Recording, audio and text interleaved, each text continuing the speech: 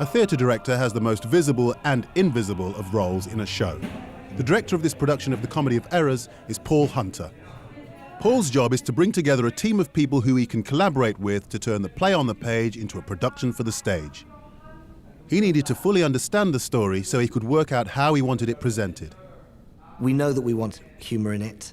We know that we want it to have a physicality to it, which is very robust.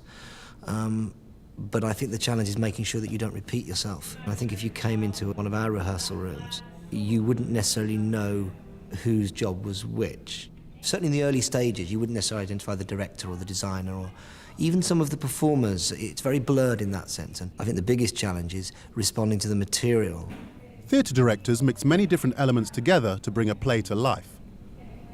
Paul explains how he begins to work and the key principles that shaped his ideas and vision for the play.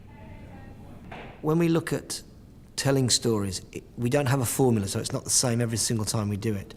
We've developed a variety of techniques, I suppose, of how we put stories on stage, and it depends what the piece is. One thing that we've done quite a lot of is we make a version of the story initially that doesn't contain any words at all. So we get the acting company to tell this story purely silently and visually.